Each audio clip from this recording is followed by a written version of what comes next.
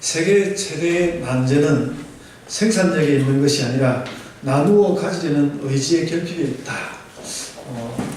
목사님인지 혹은 아닌지 잘 모르겠습니다만 기독교인 한 저자 로이 스미스라는 사람이 자신의 책에서 그렇게 말을 했다고 합니다. 세계 최대의 난제는 생산력이 많고 적은 데 있는 것이 아니라 나누어 가지려는 의지가 있느냐 없느냐 거기에 달렸다는 것이죠. 그래서 공부를 저도 요즘 들어서 경제학 공부를 좀 해봤는데 공부를 해보니까 경제학이 이런 이야기를 하고 있었습니다. 확실히 생산력은 사람이 살아있는 한은 저절로 생기게 되어 있는 편이고 사람들이 행복하게 살기 위해서는 그것을 나누어야 하고 나누고자 하는 의지가 필요하고 그 나누려고 하는 의지가 불필요하기 때문에 그 나누려고 하는 의지가 너무 적기 때문에 그것을 우리가 이루기 위해서 하는 것이 뭔가 세금이라는 것이죠. 그렇다고 이야기했습니다. 세금은 그래서 원래 나누는 것입니다. 그것이 세금이라는 것이 그래서 세계의 불평등을 해소하는 기초라는 것이죠. 저를 포함해서 우리가 가진 것이 별로 없어서 나눌 것이 부족한 것이 사실입니다. 이렇게 우리가 나눌 것이 이런 우리가 나눌 것이 있는데 나눌 것이 별로 없는 것 같지만 그래도 이런 우리가 나눌 것이 있는데 하나님의 은혜입니다. 여러분 우리가 하나님의 은혜를 잘 나누는 교회가 됩시다. 성경은 몸을 따뜻하게 하라고 하면서 아무것도 주지 않는 것을 경계했습니다. 야고보서 2장 16절. 그런데 이런 그 말씀들 몸을 따뜻하게 하라면서 아무것도 주지 않는 것은 잘못된 것이다 말씀하는 그런 말씀을 좀 적극적으로 해석해 보면 진심으로 우리가 은혜를 나누다 보면 나누어 줄 재물도 생긴다 이런 말로 생각할 수도 있습니다. 그래서 내 스스로 가진 것이 적은 사람들, 내 스스로 가진 것이 적은 사람들이 뭔가를 나눌 수 있는 나눔의 출발점은 은혜라는 것이죠. 그래서 저는 오늘 은혜를 나누는 것에 관해서 말씀을 하려고 합니다.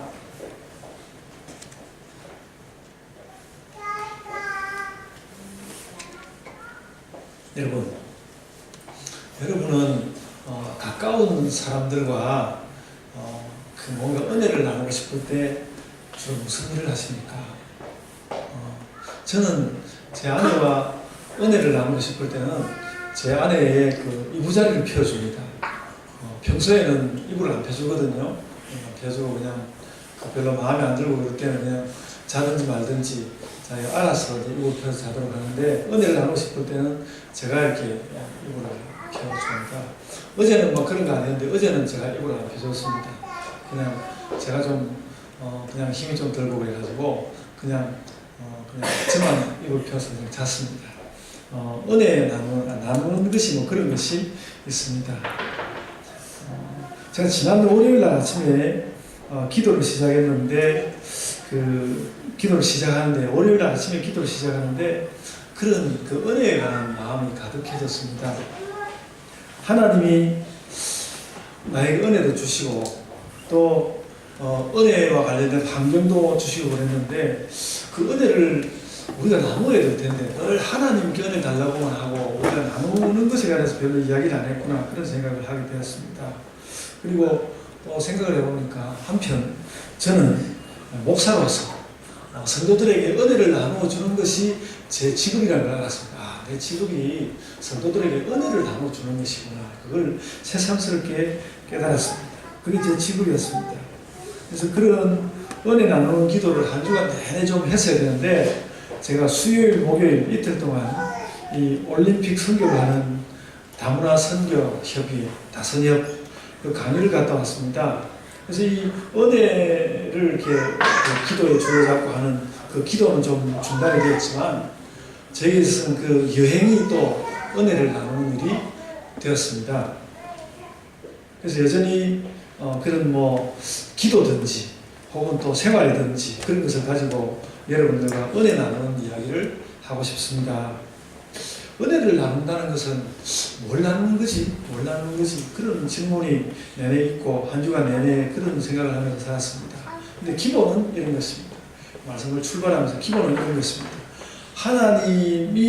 하나님께서 우리에게 은혜를 주시고, 그래서 우리 안에 은혜가 가득한데, 그렇다면 그걸 나눌 수 있는 사람으로 사는 것, 그것이 은혜를 나누는 삶입니다.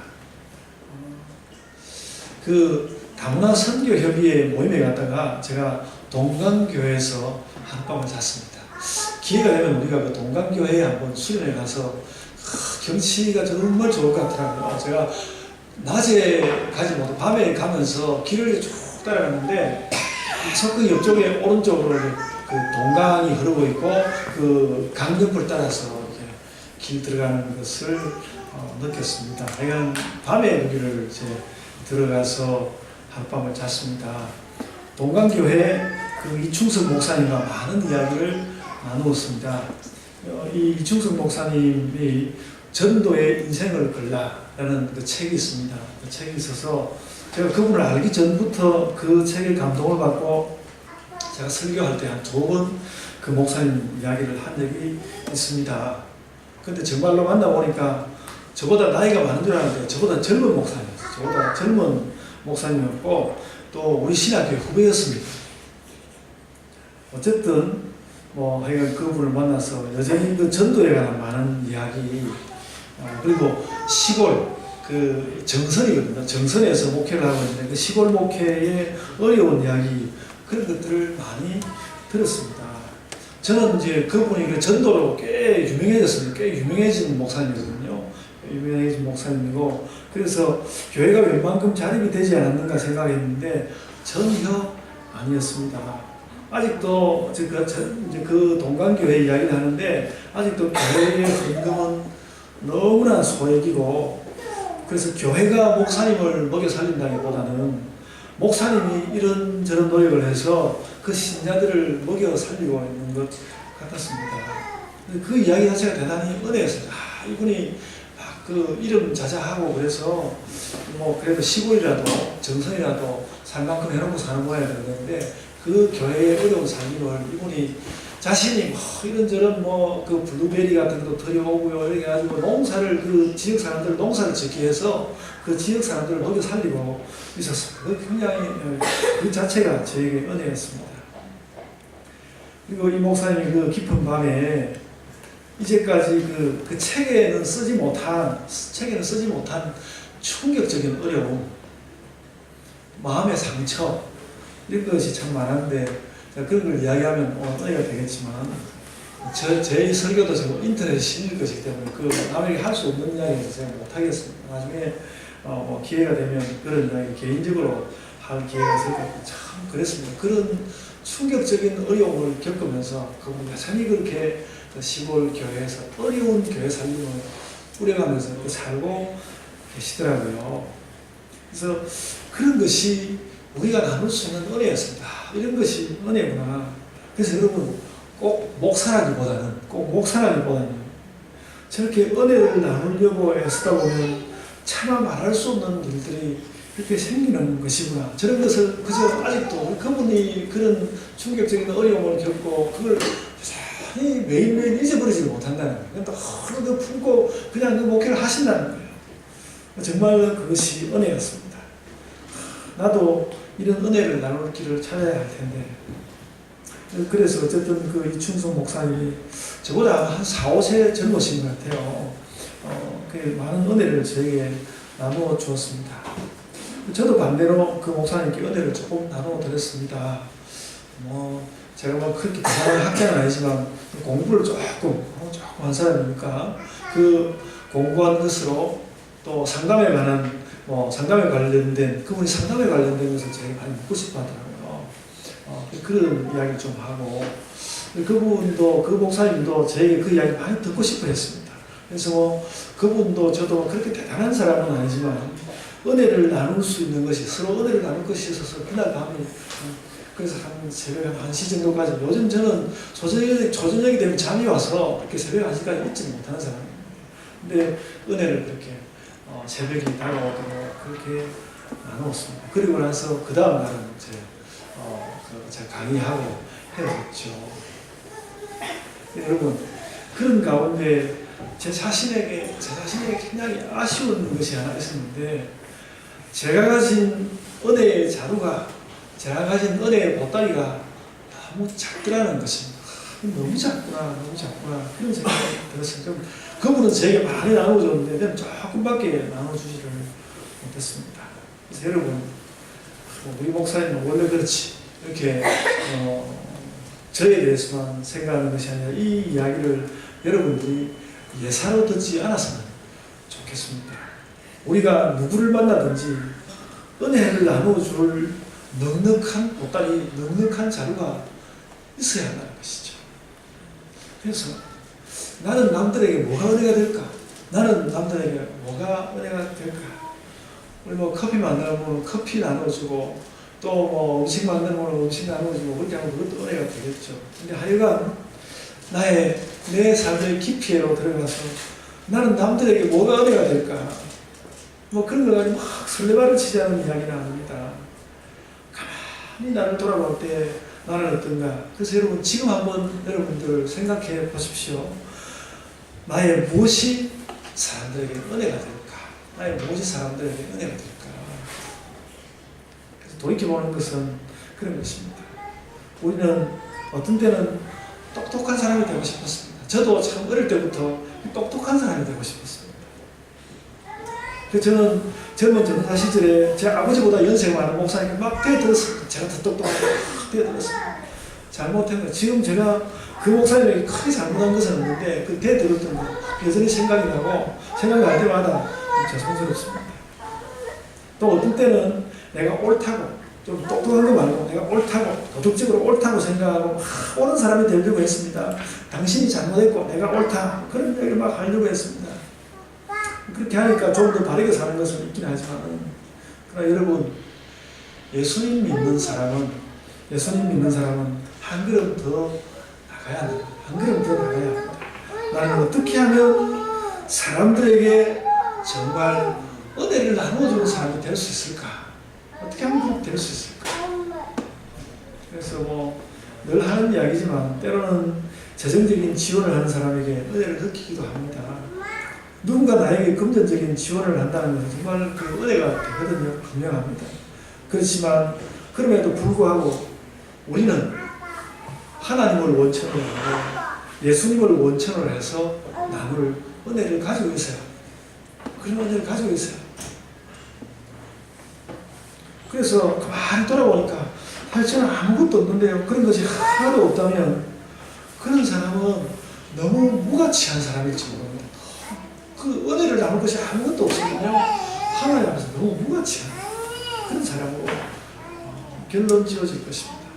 그래서 여러분, 내가 은혜를 나눠야 되겠다 생각하는 그런 다짐을 가지고 여러분에게 이런 권고를 하는 것입니다. 여러분은 세상의 그 무엇보다도 은혜를 나눌 수 있는 사람이에요. 나는 은혜를 나눌 수 있는 사람, 어떤 사람을 보면 은혜를 나눌 수 있는 사람입니다. 그래서 우리 예원교회는 은혜를 나눌 수 있는 교회로 서 있어야 합니다. 그래서 예원교회 거기 가면 은혜를 나눠주기도 하고, 또 내가 무엇인가 해서 거기는 내가 조그마한 것을 해도 뭔가 그 사람들이 은혜를 받는 것 같더라. 은혜를 내가 받기도 하고 내가 나눠줄 수 있는 그런 그 교회의 그런 분위기. 제가 이야기가 좀 어긋날지 모르겠습니다만, 그 퀘이커 공동체의 사람들이 그거에 굉장히 익숙하다는 거예요. 그래서 서로 이야기만 나누어도 은혜를 주고받는 것이 굉장히 익숙해서, 그래서 퀘이커 공동체에 가면 그렇게 사람들이 은혜를 받는다고 합니다. 은혜를 주고받을 수 있기 때문에. 우리가 아직은 그런 훈련이 잘 안 된 것 같습니다. 그래서 우리가 이제 주일 오후에 성경 공부하는데, 성경 공부하는 그런 시간에 딱 은혜를 주고받고 하는 그런 훈련이 잘 되면 좋겠습니다. 그래서 어떻게 우리가 제자훈련 성경 공부하는데 참 은혜 나누기 훈련, 이런 훈련 이름은 없는데 어떻게 하면 그게 도달할 수 있을까? 우리의 과제입니다. 우리 살아가는 과제입니다. 그래서 그런 것까지 은혜를 나누는 이것까지 우리가 훈련되고 채워진다면 우리 제자훈련, 성경공부, 제자 훈련 이런 것이 훌륭한 훈련이 될 것입니다. 제가 이번에 그 다선역 강의에 다녀온 것도 그런 일이었습니다. 제가 탁월한 강의 준비를 하지는 못했지만 그들에게 최선이 무엇인지를 저는 많이 생각했습니다. 이들에게 어떤 강의를 하면 최선일까 많이 생각하고, 제가 강의를 하기보다는 그 사람들에게 이야기를 자기들의 이야기를 많이 나누도록 제가 노력했습니다. 러시아 사람들이 뭐 거의 한 3분의 2여서 말도 잘 안 통했지만 그 러시아 통역을 이렇게 세우고 뭐 그렇게 이야기를 했는데 다 대단한 사람은 하나도 없지만 서로 나눌 은혜가 참 있는 것 같았습니다. 그래서 제가 깨달았습니다. 말도 잘 안 통하는 러시아 사람들한테 강의하는 것이 늘 어려웠거든요. 어려웠는데 이걸 해야 되겠구나. 이 사람 어떤 의미든지 제가 막 대단한 강의를 준비하든지 혹은 자기들에게 이야기를 시키든지 간에 어쨌든 그 강의가 은혜를 나누는 강의가 되면 그 최선이에요. 우리 그렇게 깨달았습니다. 그래서 우리가 이제 지난 주간 저에게 있어서 저에게는 교회가 있기는 있지만 그 다선역 강의를 위해서 하나님께서 그 강의를 위해서라도 하나님의 은혜를 월요일 아침부터 깨닫게 하신 건가, 저 혼자 그렇게 생각하였습니다. 제가 설교 준비를 하면서 그런 깨달음을 얻게 되었습니다. 여러분, 제가 본문 이야기를 하지 않고 설교를 한참 절반 정도를 했는데 오늘 본문에서 우리는 그런 은혜 나누는 것을 좀 더 성경적으로 깨달을 수 있습니다. 오늘 본문은 우리가 다 아는 유명한 이야기입니다. 오랜 이스라엘, 좀 더 옛날, 좀 더 오래된 옛날, 한 주전 한 3,000년보다 조금 주전 한 800년, 900년 요 시기점의 일인데요. 좀 더 오래된 이스라엘의 대표적인 두 선지자 엘리야와 엘리사의 기사입니다. 오늘 본문에서 우리가 여러 번 확인한 대로 엘리야는 엘리사의 선생입니다. 우리는 본문에서 다른 것이 아니라 엘리야와 엘리사가 은혜 나누는 것을 발견합니다. 꼭 선생이 제자에게만 주고 혹은 또 제자가 선생님에게만 주는 것이 아니라 서로 주고받는 그런 관계였습니다.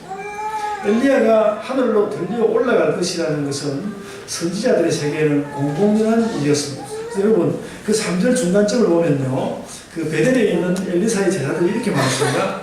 여호와께서 오늘 당신의 선생을 당신의 머리 위로 데려가실 줄을 아시나이까? 그러니까 엘리사가 말하기 전에 그 제자들이 이미 다 알고 있었습니다.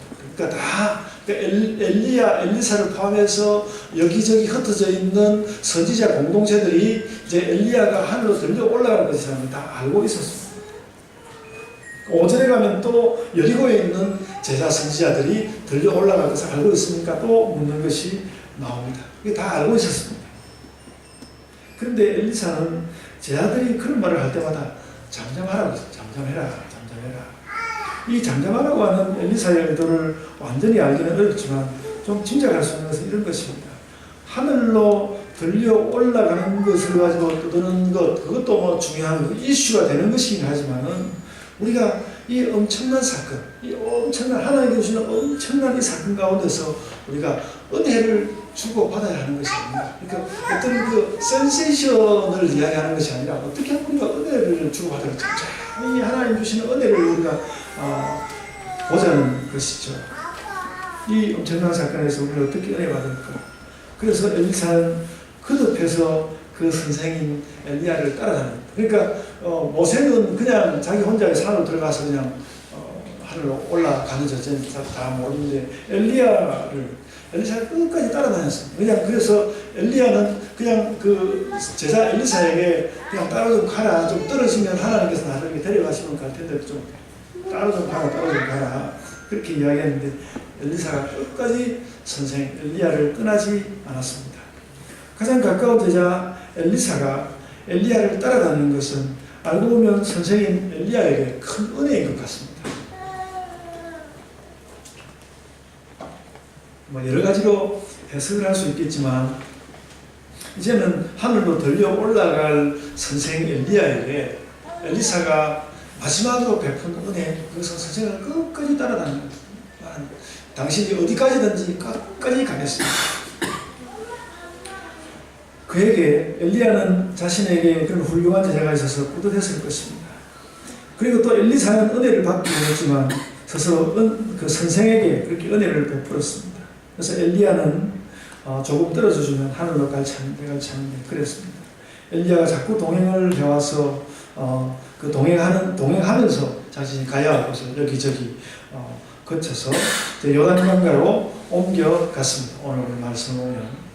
그래서 말씀을 들여다보면 엘리사가 무슨 은혜를 달라고 보채는 것도 아니고 나는 당신의 제자니까 끝까지 함께 하겠다는 그런 의지만이 가득했습니다. 그래서 요단강가에서 엘리야는 다시 이제 옷을 말아가지고 물을 막 치고 요단강 건너편으로 엘리사를 데리고 갔습니다. 근데 정말로 이제 그 한 50명 제자가 함께 있을 때 그 제자들은 따로 떼어놓고 엘리사만 데리고 강 건너로 갔습니다. 바로 이때에 선지자 엘리야가 엘리사에게 물었습니다. 오늘 말씀에서 중요한 부분인 것 같습니다. 9절에서 이렇게 물었습니다. 나를 너에게서 데려감을 당하기 전에 내가 너에게 어떻게 할지를 구해라. 내가 이렇게 하늘 올라가기 전에 내가 너에게 뭘 해줘야 될지 구해라. 계속 이렇게 따라다녔으니까 이렇게 따라다니는 건 고맙고 근데 나도 너에게 뭐 해주고 싶으니까 구해라. 엘리사가 그때 자신이 원하는 은혜를 요점적으로 말했습니다. 저는 이 엘리사의 이 말 같은 걸 참 배우고 싶습니다. 우리가 모두 배웠으면 좋은 말입니다. 엘리사가 간결하게 말했습니다. 성령이 하시는 역사가 갑절이나 내게 있게 하소서. 그랬습니다. 당신이 하시는 당신에게 성령이 하시는 역사가 갑절이나 나에게 있게 하소서. 촌철살인의 짤막한 그 엘리사의 은혜 개론이었습니다. 이것이 은혜입니다. 저는 요즘 이제 우리 조경희 전도사님하고 저하고 우리 전도지에다가 무슨 그 적절한 글을 써놓을까 고민하고 있는데 이 말이 어떨까 생각했습니다. 성령이 하시는 역사가 갑절이나 내게 있게 하소서. 혹은 성령의 역사가 갑절이나 있게 하소서. 이렇게 쓰면 좋겠다. 동의하십니까? 아멘도 안 하시고 안 좋을 것 같습니까? 성령의 역사가 갑절이나 있게 하소서. 우리 교회의 신령함을 드러낼 수 있지 않을까 그런 생각이 듭니다. 여러분, 우리도 그래서 이런 그 엘리사가 말하는 이런 은혜를 나눌 수 있으면 좋겠습니다. 그래서 제가 아직 이렇게 목회를 하고 있는데 당장 저에게 와서 목사님의 2배를 주십시오 이렇게 이야기하면 제가 줄 수가 없죠. 제가 가지고 있다가 제가 이제 떠날 때쯤 누가 와서 저에게 갑자기 주십시오. 그러면 그때는 기도해 볼 수 있을 것 같습니다. 제가 막 엘리야는 아니지만 우리 그럴 수 있을 것 같습니다. 제 이야기의 요지는 뭔가 하면 이런 말을 꼭 목사에게만 아니라 우리가 서로가 서로에게 당신의 은혜의 갑절을 저에게 받도록 그렇게 기도해 주십시오. 이런 것들을 서로 주고받고 교회에 그 신령하게 살아가는 것이 개선되고 그렇게 하는 교회가 되어서 우리 교회는 은혜를 나누는 교회가 되어야 한다는 것이죠. 그래서 은혜를 나누는 교회가 되어야 되겠는데 그 은혜 나누는 것의 모델이 될 만한 사람이 이 엘리야와 엘리사라는 것입니다. 그래서 저는 어릴 때 고향교회 목사님을 생각했습니다.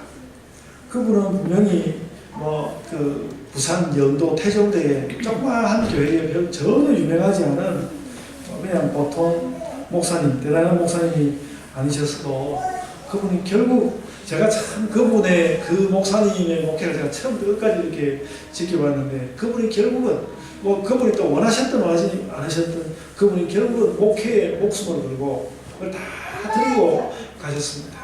그가 교회 건축을 그러니까 그분이 이렇게 좀 뭘 잘하지를 못하고 그래가지고 또 돈도 막 이자가 비싼 것을 빌려오고 그래가지고 굉장히 이제 교회로서도 어려움이 있었는데 근데 어쨌든 그 목사님이 그 교회 건축을 끝내기 위해서 마지막까지 노력하고 그래서 교회 지어놓고 교회 건축하고 그 교회 건축한 빚 다 갚고 그리고 얼마 한두 달이 지나지 않아서 소천하셨습니다. 온전히 그냥 그 교회 짓는 데가 생애를 다 바치고 소천하셨습니다. 그리고 나서 교회가 얼마나 매몰차게 그 목사님의 가족들을 그냥 이렇게 내밀다시피 내보내버렸는지 또다시 그 가족들은 가난의 고난으로 빠져들었지만 그래도 그 목사님은 교회 건축의 역할을 다 했습니다. 그래서 제가 이제 그 목사님 이제 모교회 목사님이시거든요. 그래서 그 목사님을 생각하면 울컥해지는 그런 마음이 정말 생기고 그렇습니다. 저는 어떻든 그 목사님을 뒤따라가고 싶습니다. 그 목사님을 뒤따라가고 싶고 그 목사님이 그렇게 은혜받았던 그 갑절을 제가 받고 싶은 것이죠.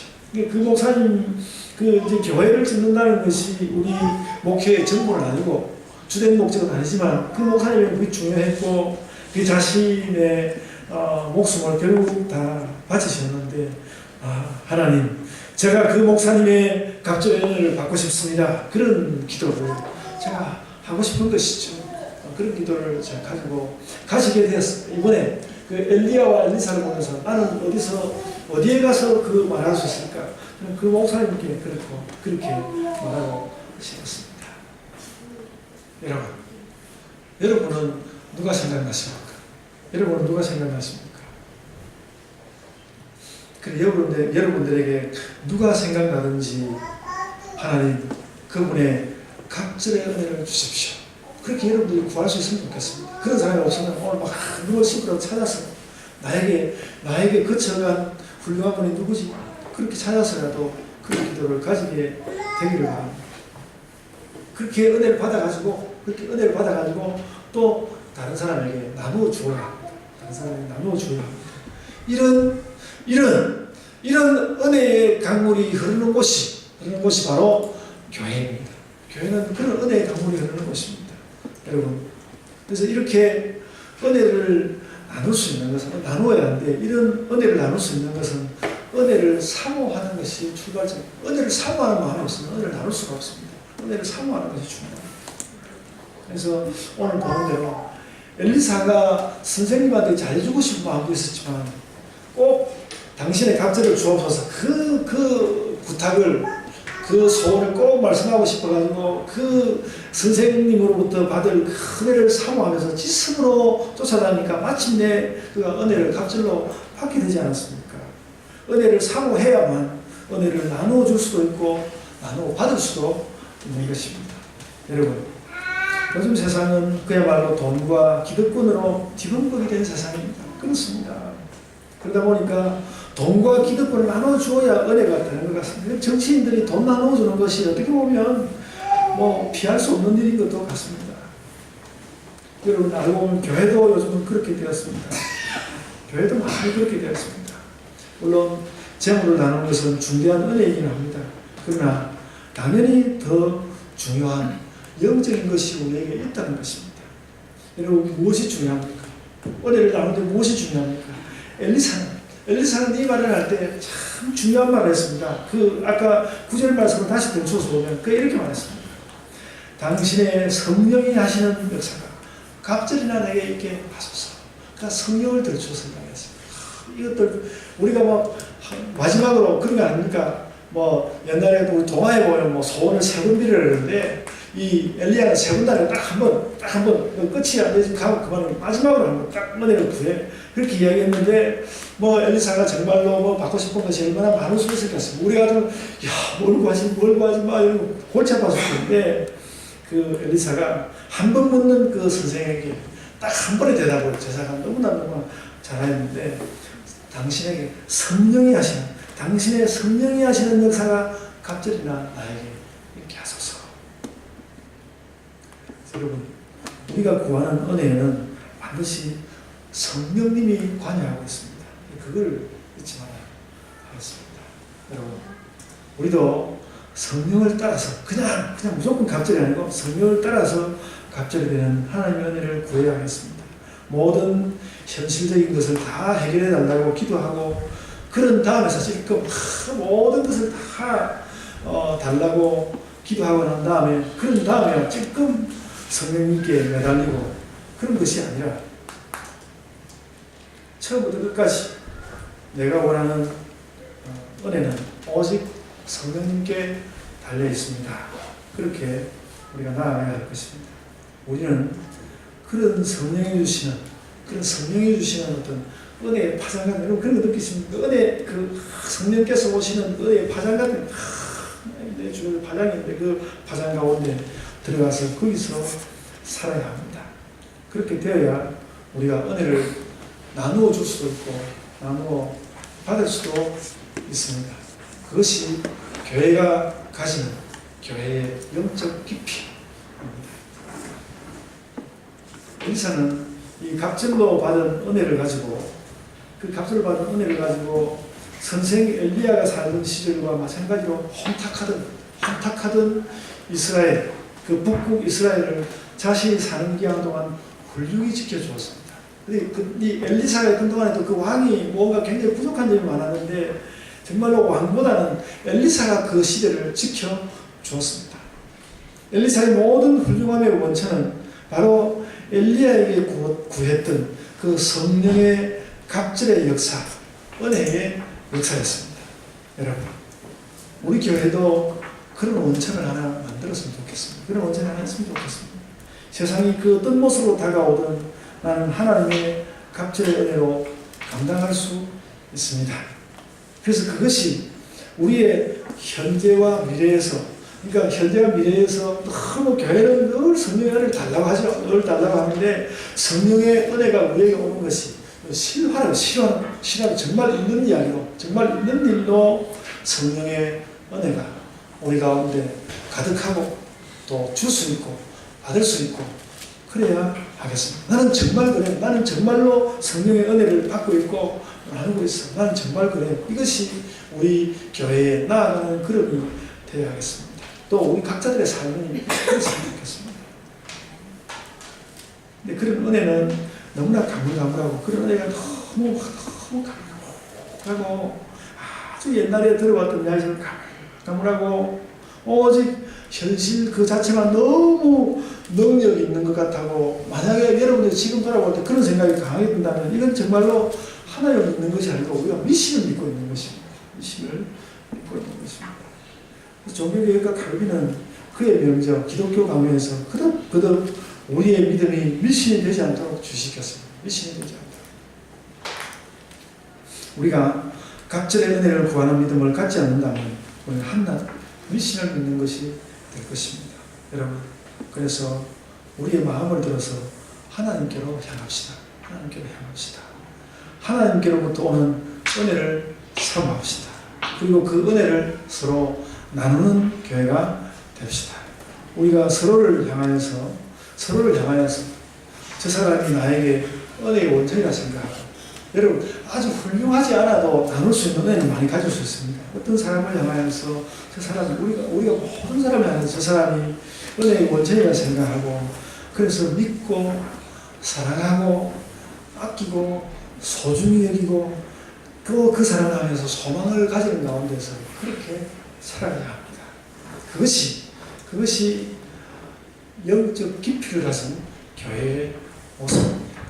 은혜를 같이 이렇게 나눌 수 있는 교회가 아니고 그런 교회가 되지 못하면 뭔가 영적 깊이가 좀 부족한 교회가 될 것입니다. 은혜를 나누는 교회가 되어서 서로 은혜를 나누는 교회가 되어서 영적 깊이를 가진 그런 교회로 우리가 살아갑시다. 아멘. 아멘. 이제 함께 우리 기도하겠습니다.